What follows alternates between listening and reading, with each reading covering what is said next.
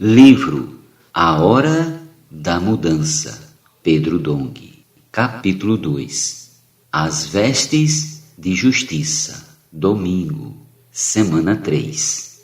O objetivo da verdade: levar-nos à glória. O objetivo de Deus é nos dar sua realidade para nos levar à glória. Se não tivermos sua realidade, não poderemos ser recebidos em sua glória. A glorificação é o processo final do trabalhar de Deus em nós. O Pai é a glória, mas Cristo é o brilho, o resplendor da glória. É isso que nos diz a Epístola aos Hebreus.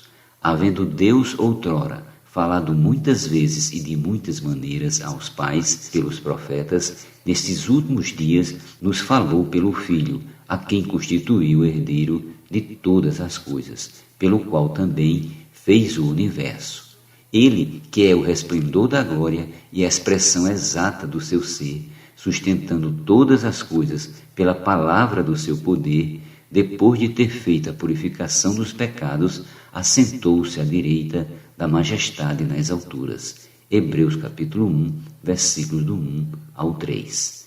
Nesses versículos, a palavra ser é a mesma para a realidade no grego, ou seja, hipóstase, que se refere à realidade concreta, fundamental e universal que falamos no primeiro capítulo deste livro.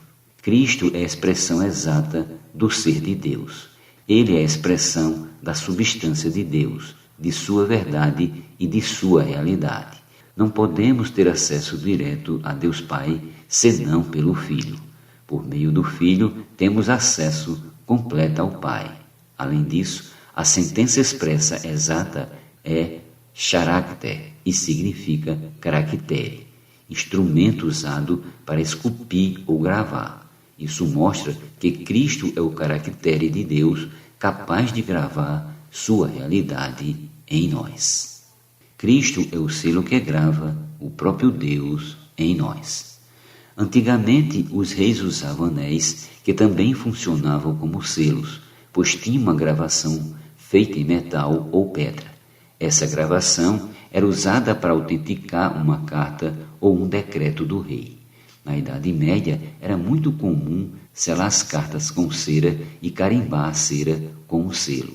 Dessa forma, a imagem que estivesse gravada no selo era impresso na cera.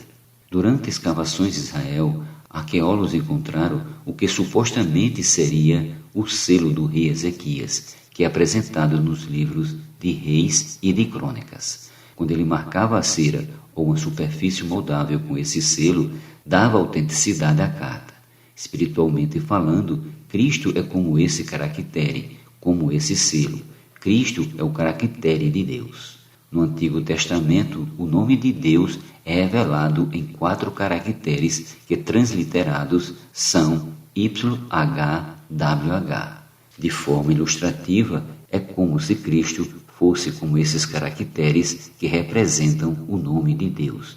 E é esse nome que Deus quer gravar em nós, não com tinta, mas consigo mesmo. Seu desejo é gravar a verdade em nós. É muito comum uma pessoa apresentar a outra por meio de cartas de recomendação.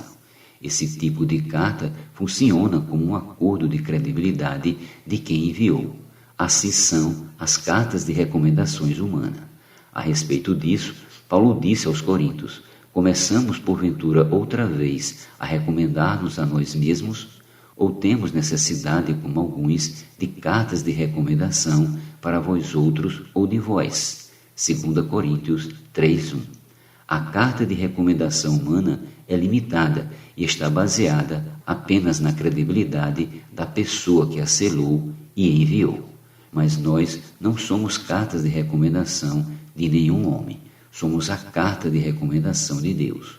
Paulo revela isso nos versículos seguintes. Vós sois a nossa carta, escrita em nosso coração, conhecida e lida por todos os homens, estando já manifestos como carta de Cristo, produzida pelo nosso ministério, escrita não com tinta, mas pelo Espírito do Deus vivente, em tábuas de pedra, mas em tábuas de carne, isto é, nos corações. Versículos do 2 ao 3. A palavra escrita em grego é egrafo, que significa ser gravada, inscrita, esculpida, não meramente com carimbo e tinta. O ministério da Nova Aliança tem a capacidade de gravar o próprio Deus em nós. Ele está escrevendo sua verdade, sua realidade em mim e em você. A verdade é inscrita em nós pelo Espírito, tendo Cristo como caractere de Deus.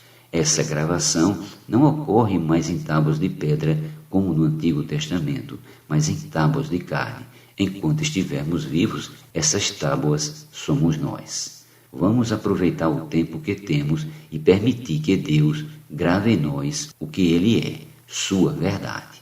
Ainda há tempo de Deus gravar sua realidade, a si mesmo, em nosso coração, pois estamos vivos. Aleluia!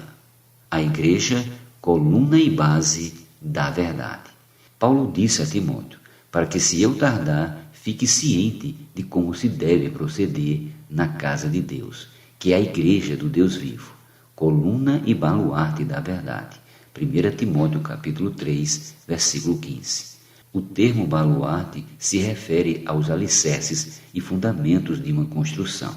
De modo simples, pode ser também traduzido por base. Assim, a igreja é a coluna e base da verdade. A coluna pode sustentar um prédio, mas para transferir a carga para o solo, para a terra, é necessário um fundamento, uma base. Precisamos, portanto, ter a verdade em nós, tanto como coluna quanto como base. Somente assim poderemos sustentar a realidade de Deus. Anteriormente, os que queriam ver a Deus tinham que ir a Jesus. João capítulo 14, versículos do 8 ao 9. Mas hoje conhecemos a verdade de Deus na igreja. Prosseguindo, lemos: evidentemente, grande é o mistério da piedade. Aquele que foi manifestado na carne foi justificado em espírito, contemplado por anjos, pregado entre os gentios, crido no mundo, recebido na glória. 1 Timóteo 3,16. O que é o mistério da piedade? Piedade é Deus manifestado na carne, sendo visto em nosso comportamento, em nosso viver.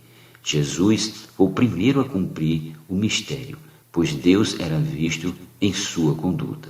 Agora Deus quer ser visto em nós, em nosso viver. Esse é o mistério da piedade que mostra a verdade de Deus sendo expressa em nosso viver de justiça.